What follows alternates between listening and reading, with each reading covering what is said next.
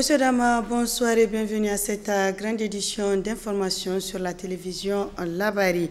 Le mois d'août est considéré au Niger comme le mois qui contient beaucoup plus de fortes pluies et c'est une période par excellence tant attendue par les populations, notamment celles du monde rural. Mais malheureusement, en cette période, on remarque l'absence de ces fortes pluie. Qu'est-ce qui explique cela? Les propos avec Ousmane Bawa, responsable de la division prévision météorologique.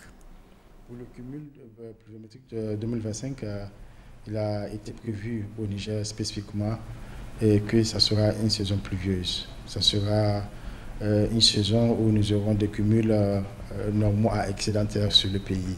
Mais nous avons quand même ouvert une petite parenthèse en disant que oui, les signaux que nous avons, les indices que nous avons, et les outils météorologiques et climatiques que nous utilisons nous montrent que le signal n'est pas assez fort comme celui de 2024.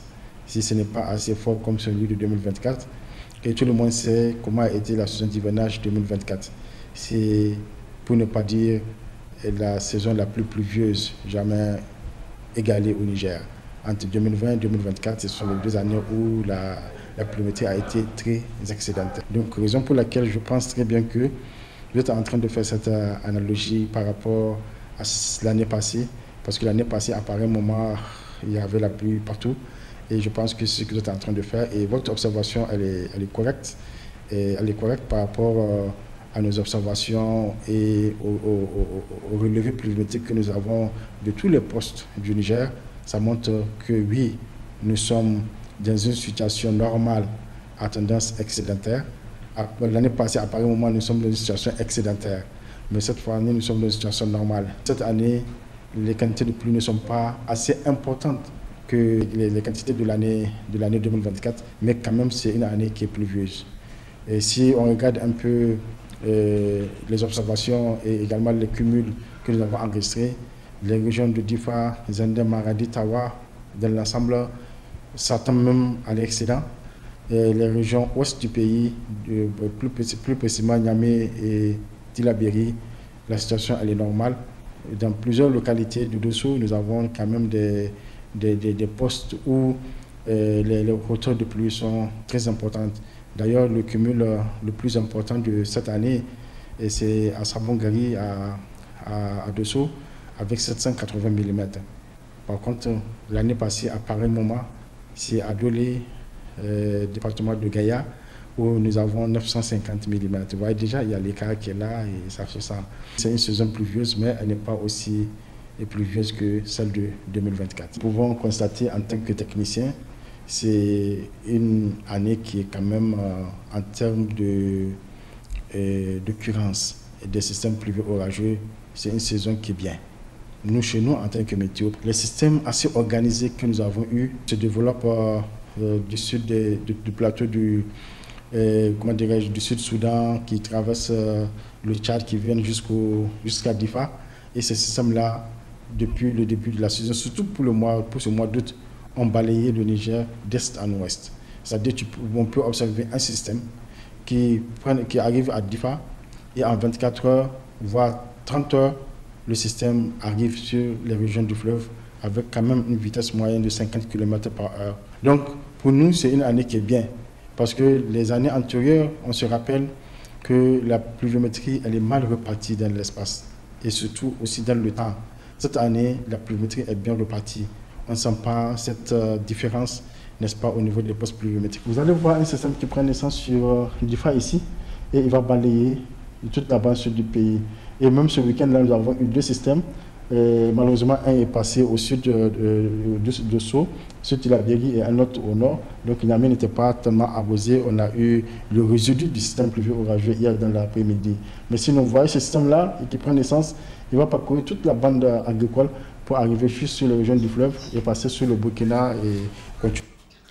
Pendant la saison pluvieuse, beaucoup de familles rencontrent des maladies de la peau, dont entre autres le prurigo strophilis, que peu de personnes connaissent par son vrai nom. Dr Ouedraogo Mamadou Maimouna, dermatologue vénéréologue, nous explique ses causes et comment ce dernier se manifeste. Le prurigo strophilis est une dermatose inflammatoire immunoallergique qui se voit habituellement chez les enfants. C'est vraiment le prurigo, la forme aiguë du prurigo qu'on observe chez les tout petits. Le prurigo est dû à une réaction. Le prurigo strophilis, puisqu'il y a plusieurs types de prurigo, le prurigo strophilis est dû à une réaction allergique que les gens font à l'enzyme qui se trouve dans la salive des moustiques. Donc, dans ce cas, on peut dire que le prurigo est dû à la piqûre des moustiques. Puisque les patients qui ne sont pas exposés ne font pas de prurigo strophilis habituellement. Et il y a une susceptibilité personnelle aussi qui est observée. Souvent chez les patients qui habituellement font des allergies, ils sont atopiques, ils font beaucoup d'allergies. Mais même en dehors des atopiques, il y a des enfants quand même qui font le prurigo strophilis. Le prurigo strophilis se manifeste par des boutons qui grattent. C'est des boutons au début qui ne contiennent pas de l'eau, des boutons durs. Après, dans les 24 à 48 heures, nous avons un petit bouton contenant de l'eau qui peut se placer au milieu du premier bouton qui ne contenait pas de l'eau. C'est cette lésion qu'on appelle séropapule de Tommasini. C'est vraiment la lésion caractéristique du prurigo strophilis. Maintenant, sous l'effet du grattage, puisque c'est une lésion qui gratte beaucoup, là, on a une excoriation centrale et après, la lésion peut évoluer vers une petite plaie ou s'affaisser. À ce stade, on peut avoir plusieurs complications comme les surinfections, toujours sous l'effet du grattage. Maintenant, ces lésions se situent habituellement sur les membres, les zones qui sont exposées à la piqûre des moustiques. Chez les enfants, habituellement, c'est les mains, les avant-bras. Et aux membres pelviens, vous avez les pieds jusqu'aux jambes. Quand on déshabille l'enfant, sauf ceux qui dorment torse nu, bien sûr, on n'a pas de lésion au niveau du tronc, dans la plupart des cas. Donc, les parents peuvent reconnaître le prurigo à travers ces signes. Du sport à fin hier après-midi de la première édition du tournoi des grandes vacances des moins de 13 ans. C'était sur le terrain de l'école primaire Yantalaba de Niamey en présence de plusieurs invités. Le compte rendu avec Boubacar Ibrahim sur les images de Enfani TV. Lancé au départ avec un total de 8 équipes, le tournoi des grandes vacances des moins de 13 ans a tiré sa révérence dans l'après-midi du dimanche 24 août 2025. Porté par l'acteur de médias Abdel Nasser Seydou, par l'entremise de sa chaîne en ligne, la finale de ce tournoi qui a vu la participation de plusieurs invités avait en confrontation FC Volcan en noir et blanc contre Isaac FC en noir et vert. Après le 2 temps réglementaire et au cours du sifflet final, le match s'est achevé sur un score de 3-0 en faveur de l'équipe de Volcan, qui s'affirme ainsi sacrée championne de la première édition du tournoi de NAS TV.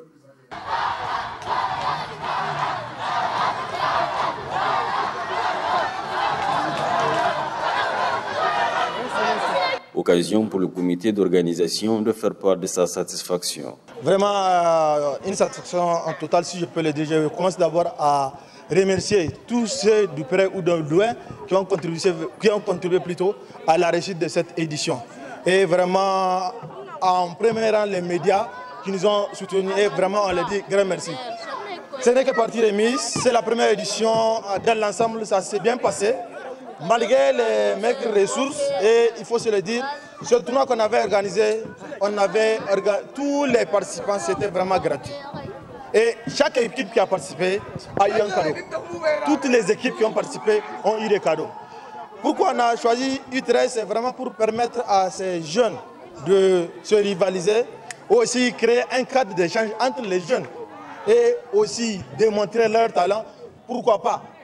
Ici, à travers ici, on peut toutefois avoir des pépites qui peuvent valablement un jour représenter le Niger. Si je prends l'exemple ici, dans notre tournoi, on a vu un jeune, je vous en prie, un jeune de 13 ans qui a marqué 10 buts. 10 buts. Ce jeune, je me dis aujourd'hui, s'il est soutenu, vraiment, il peut faire des merveilles. Et vraiment, comme je le disais, on remercie tout le monde. C'est la première édition. Vivement l'année prochaine avec d'autres cadeaux, pour ne pas dire on va encore mettre le paquet pour que la deuxième édition soit vraiment mieux que la première. Rendez-vous est donc pris à l'année prochaine pour la deuxième édition.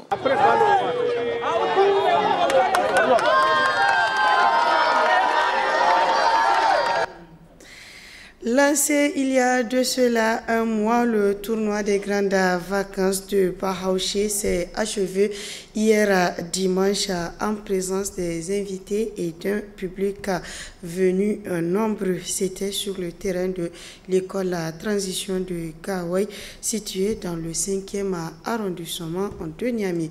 Le compte rendu avec Aboubakar Ibrahim et Aboubakar Souley. Lancé le 19 juillet 2025, la 5e édition du tournoi des grandes vacances du 5e arrondissement, celui-là même qui porte le nom de Bahaouché et qui se joue sur le terrain de l'école Transition au quartier Gawai, s'est ainsi achevé dans l'après-midi du dimanche 24 août 2025. Honoré par la présence des partenaires et d'un public venu nombreux, la finale de ce tournoi qui de plus en plus attire les attentions avait mis aux prises FC Bangui qui était en maillot jaune et FC Éléphant en maillot de couleur grise. C'est un sentiment de satisfaction qui, moi, m'anime en tant que parrain ou bien co-parrain de cette grande organisation. Vous l'avez vu, ils sont à la 5e édition, on a apporté notre touche et grâce à Dieu, grâce à vous aussi les médias, le message est très très bien passé. Nous, on ne peut que demander surtout aux autorités de s'associer, aux autorités et à tous les partenaires techniques, surtout financiers aussi, de s'associer à ce genre d'initiative pour vraiment occuper la jeunesse. Au Niger, il y a du talent, il y a du potentiel. Quand des jeunes avec, je dis, des maigres ressources arrivent à réunir des milliers d'autres jeunes, vraiment c'est à encourager. Aujourd'hui, nous, en tout cas en tant que co-parrain et en tant que partenaire de cette 5e édition, on ne peut être que fier et très fier de voir la jeunesse aujourd'hui, je ne dirais pas au sommet de son art, mais au sommet de ce qu'elle sait faire de plus. Ça veut dire, c'est-à-dire s'occuper, être solidaire, être soudé. Le TGV Bahaouché, vraiment, nous le trouvons un peu très encourageant. Donc c'est un monsieur qui a joué le football. Déjà le football, avec le handicap qu'il a eu, il n'a pas cessé d'apporter son plus pour le football. Et c'est pour ça que quand il fait appel à nous, nous devons l'encourager parce qu'il fait beaucoup de choses pour les enfants de ces quartiers et de la commune de Harobanda. Et vous voyez de vous-même, de vous aider, tout ce que les enfants sont. Donc, et en même temps, avec la ligne droite de la FENIFOOT, donc vous avez même le ministre et le président de la FENIFOOT, ils ont fait un déplacement au Maroc pour encourager le football des enfants. Donc vraiment, nous l'encourageons. Et c'est vraiment des choses encourageantes. Et nous comptons vraiment lui donner un appui d'ici les années à venir pour que ça soit un peu plus grand et plus... Des perspectives seront déjà déterminées pour une plus grande organisation de la 6e édition, ajouta l'un des parrains.